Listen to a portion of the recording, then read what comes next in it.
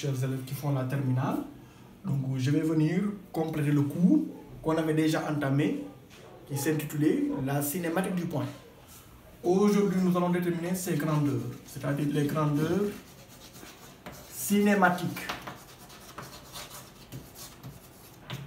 Quand on parle de grandeur cinématique, on fait allusion à ce qu'on appelle la vitesse du mobile. J'avais déjà défini le mobile. Donc, notez V comme vecteur ou bien V comme module. Si je veux chercher le module du moins. Maintenant, comme aussi, il y a aussi une autre grandeur qu'on appelle accélération de forme vectorielle.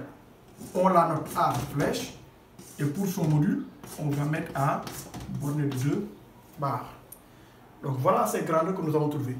J'avais expliqué la fois passée que si on vous donne par exemple un mobile, parce que rappelez-vous, en cinématique, on fait ce qu'on appelle la description du mouvement.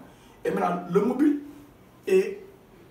s'écrit, le mouvement du mobile est illustré par ce qu'on appelle son équation horaire, régie par les formes. Si le mobile se déplace dans l'espace, par exemple, on aura par exemple x de t, y de t et z de t. Je donne des exemples. Donc, si je disais par exemple x de t est égal à 4t, et y de t c'est égal à quoi? 2t au carré moins 3t, et z de t bon est égal à 5, par exemple. Voilà les équations horaires d'un mobile M. On vous demande de déterminer la vitesse du mobile et son accélération. Donc, il me faut donc donner les définitions. Par définition, on dit quoi? Par définition, on dit que donc, la vitesse du mobile, V, donc V, je peux dire de façon générale, sous sa forme vectorielle V, vecteur vitesse, est égal à la dérivée par rapport au temps du vecteur position OM. Le vecteur position qu'on avait déterminé la fois passée. Et l'accélération, c'est quoi? On dit que donc, par définition, l'accélération, c'est quoi? N'est rien d'autre que la dérivée du vecteur vitesse par rapport au temps, puisqu'on dérive la vitesse et que la vitesse, pour l'obtenir, on dérive le vecteur position. Donc, on peut dire aussi ça, c'est égal à la dérivée seconde du vecteur position par rapport à la dérivée du temps, en prenant la dérivée seconde. Donc, voilà les formules qui me donnent le vecteur vitesse et l'accélération du mobile. Maintenant, il faut se rappeler à ça. Nous savons que donc, si on est dans l'espace, le vecteur position OM s'écrit sous cette forme, à savoir quoi? X, I, plus Y, J, plus ZK, parce qu'on est dans l'espace. C'est ce qu'on appelle la règle des 3 dimensions, X, Y, Z. Ici, on a des X de T. Donc, si on veut faire la dérivée, donc je peux écrire aussi de cette forme. Si, bon, pour cette équation, je peux donc X de T, I, plus Y de T, J, plus Z de T, K.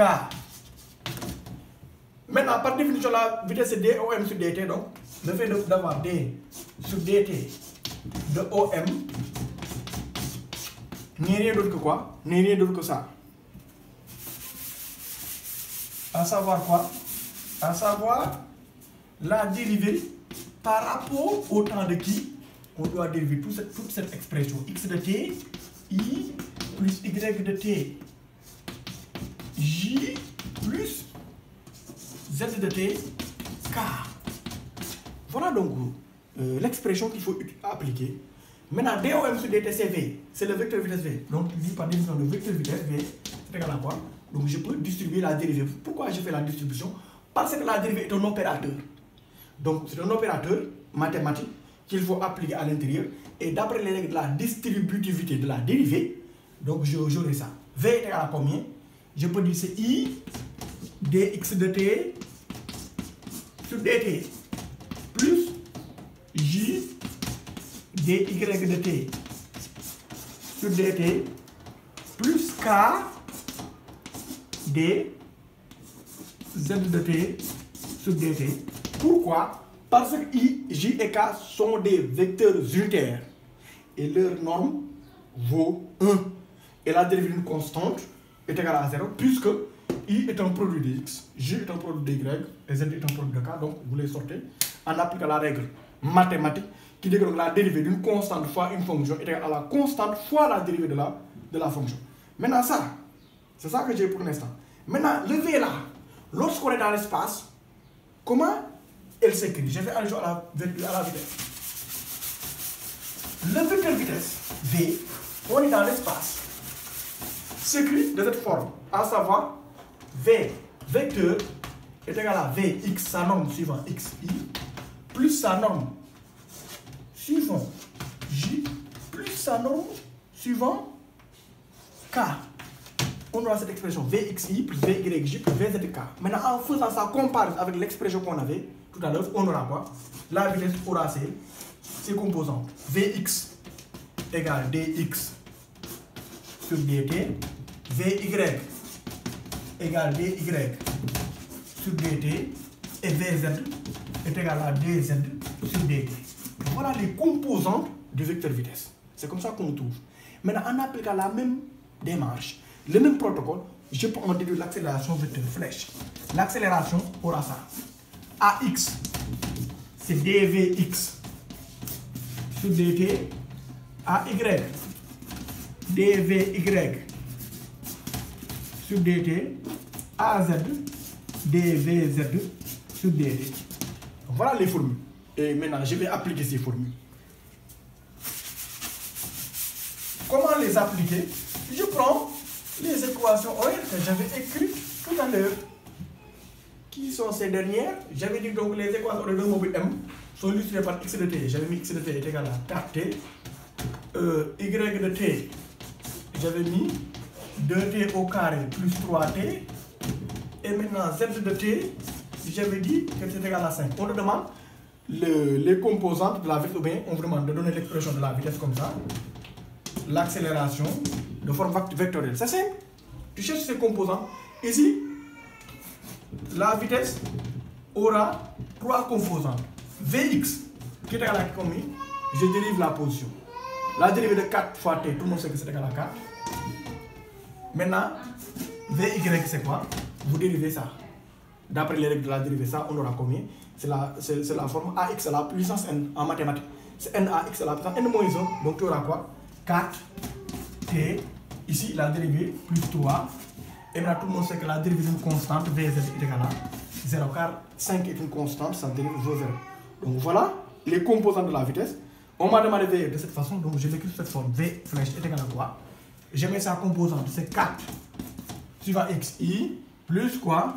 Plus 4t plus 3 j uniquement, parce que sa composante suivant l'axe des z vaut 0. Maintenant, je passe à l'accélération. L'accélération aura 3 composantes. AX, on dérive encore la vitesse, c'est une constante, on aura 0. AY, on dérive cette expression, on aura 4 parce que la dérivée 3 est égale à 0. Et AZ, la dérivée de 0 est égale à 0. De ce fait, donc, j'aurai quoi? A flèche qui est égal à quoi? C'est AXI, 0XI, donc c'est 4J. L'accélération. Voilà comment on trouve les grandeurs cinématiques, à savoir la vitesse et l'accélération. Donc ceci était la détermination des grandeurs cinématiques. Maintenant, on est toujours, je vous rappelle, on touche la description du mouvement. Comment savoir que le mouvement est accéléré ou bien retardé? Mouvement accéléré signifie quoi? Que la norme de la vitesse augmente. Si la norme de la vitesse augmente, le mouvement est accéléré. Mouvement décéléré, si la norme de la vitesse